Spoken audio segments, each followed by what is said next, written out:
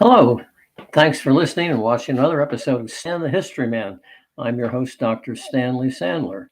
Now, today I want to talk about a book that I've just finished. It's a entitled Hitler's American Gamble, and it's by two professors who are one is from Professor Sims from Cambridge, and it's Professor Lauderman from King's College, Cambridge, Department of War Studies, which is my PhD alma mater. So I think it's pretty well researched.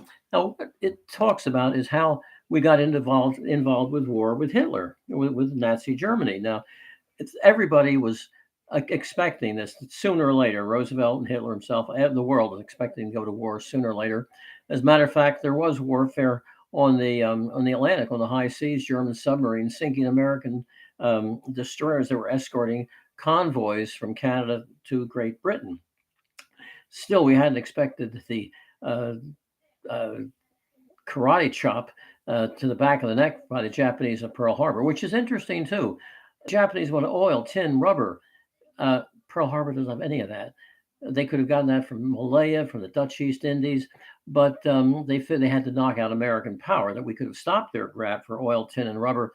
I don't think we would have, because those were colonies, and we would not send American boys to fight into other people's colonies. We would have protested and maybe sent aid and naval material, but probably it's a terrible blunder. We'll leave it at that. So that's how we got into war with Japan. They bombed Pearl Harbor, as every schoolboy and girl knows. No, but how did we get to war with Germany? And a lot of people say, well, yeah, we got into the war with Pearl Harbor, but there's Germany. And the for quite a bit, we did not get to war with Germany until Germany declared war on us on December 11th, 1941. And in those days, those few days in between, a lot of people on both sides, the Allies and the Nazis, were wondering, what will Hitler do? Because it is possible.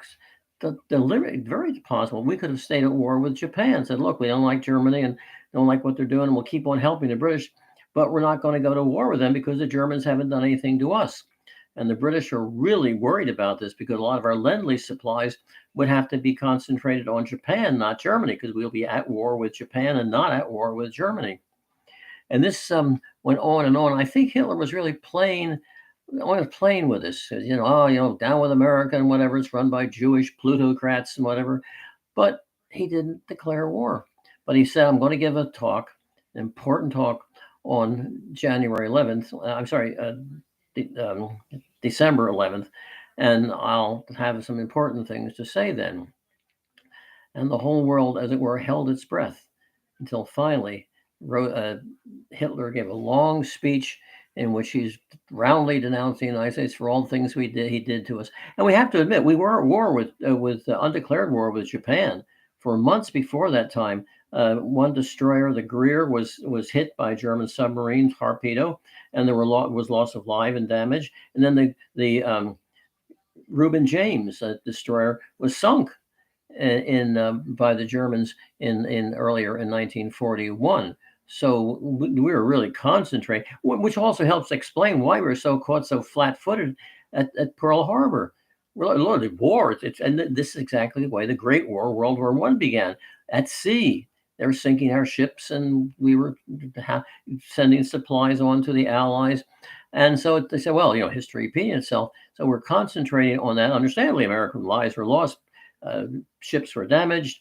Everybody's saying it's going to happen. It happens on Pearl Harbor. Now, we were concerned about the Japanese. What are they up to? And the Japanese were saying, this greater East Asian co-prosperity sphere. We're going to have our own empire. Remember, the Japanese, long after imperialism was out in Britain and France, that's out of date.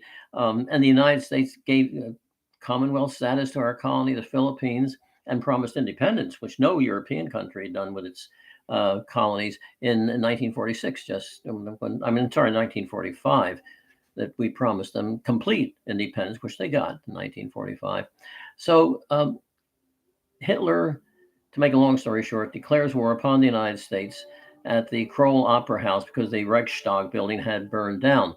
And then, of course, there's almost a sigh of relief. We know what's going to happen now, okay? But in the meantime, Britain and Russia have to take short end of the stick because we had to really because we're at war with Japan now as well as with Germany. Should also mention that Germany was, of course, deep into Russia at this time, but Russia was not fighting the Japanese, and the Japanese and Russians had clashed in 1938-39 in Mongolia, and the Russians got the better of this clash. But Stalin was always worried that, with the Germans, giving us an awful hard time in the West, they got to the gates of Moscow. Maybe the Japanese will stab us in the back in Mongolia. But Stalin had a spy, Richard Sorga, in Tokyo. He was posing as a Russian businessman, but he was a heavy drinker and he could drink the Japanese under the table. And he would get Japanese diplomats and generals and high-ranking officers drunk and find out what they're up to and their plans. And they said, we're going to attack in the South, not Russia. They said, because the South has the resources we want. We want oil, tin, rubber, rice, whatever. And this is where you would find in Malaya, Burma, Dutch East Indies, which is now Indonesia, French Indochina. These are all the resources we need, which we're not going to find up in Mongolia. So then Stalin could strip 16 divisions from the east, from from Mongolia, ship them over the Trans-Siberian Railroad, and hit the Russian, the German forces that were so close to Moscow they could see the spires of the Kremlin with their high power. The advanced forces could see the spires of the Kremlin with their high-powered, the very good German high-powered glasses. And that's when Stalin hit, around December 7th, 1941. So, the other date that happened, December 7th, 1940, it actually began a little before that date and went on for several days, well, quite a while after that date. It was the first big defeat that the Germans had ever suffered in World War II. These troops that Stalin brought in from Siberia were Siberian soldiers for the most part, and they were used to cold weather from Siberia. What do you expect? And so it was about 30 below zero outside, and the Germans were suffering terribly. The engines were frozen right up. The trucks were all frozen. Everything was frozen. 30 below zero. Well, for the Siberians, 30 below, that's kind of normal. Okay. So they were able to really glom through the Russians there. But and so the Russians, okay, we're not going to mess with Japan, and the Japanese would not mess with them. As a matter of fact, convoys that were being shipped to with equipment to Russia could go right through the Pacific, and the Japanese submarines would not attack them as long as they had Russian flags flying and so on. They were at peace. As a matter of fact, they stayed at peace until the last 4 years of the war. Okay, but anyway, I said several times that Germany declared war upon the United States, an actual official. In other words, they called the American diplomat and handed him his passport and sent him on his way. Another interesting thing about this is the only country that Hitler declared war on. All the other countries invaded to clear up a situation, rescue Germans who were trapped behind the bloodthirsty Czechoslovakians and then the terrible Poles. And he just went in there to rescue them, to restore order. But with the United States, he actually did declare war, which of course was, brilliant, mind if you were, because Russia was anything but defeated. They just inflicted a pretty bad defeat upon the Germans. In North Africa, the war was not going that well. Well, the Germans would bounce back again, but still, they're involved in North Africa. And now, and of course, the British Empire, the empire.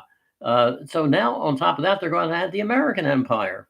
So all I can say is brilliant, mind if you were brilliant. Now, Hitler had, of course, he was the great strategist, and he did, when some of his generals said, my Fuhrer, we don't really want to get into war with the United States. He said, I know about the American soldier. Nothing will convince me that the American soldier will make a good fighting man. Well, he was in World War I, and he knew he didn't, he was fighting against the British, but I'm sure he saw German intelligence reports and so on later on evaluating the American soldier in World War One. And the Germans said, well, they make every mistake in the book because these guys are really raw rookies, but they do fight hard. And it won't be just we can break through them, but they coalesce and they hold their ground. So the thing is that they were good material once they get trained up to German standards. But Hitler, don't let details interfere with my. It was typical to say nothing will ever convince me that the American soldier, blah blah blah. Say logic, data, whatever wouldn't convince him. Just like he said, invading Russia. Well, you kick in the front door, the whole rotten structure will fall down. Well, he wasn't completely off because they say they got to the gates of Moscow, mostly due to Stalin's stupidity, but that's another story as well. So there we go. The strange twilight period in history between the bombing of Pearl Harbor, which got us into war with Japan, as we all know, and then Germany declaring war on the United States, which not too many of us really do know that much about, and how tense and how worried people were because, will he do it? And then if he does, where will American supplies go? I mean, we're already booked solidly with sending Lend-Lease to Russia and supplies to Britain all the time. And of course, the Chinese. So there you go. That's quite an interesting story. And thank you for watching and listening. I'll talk to you again. This is Stan, the History Man. I'll talk to you later. Bye-bye.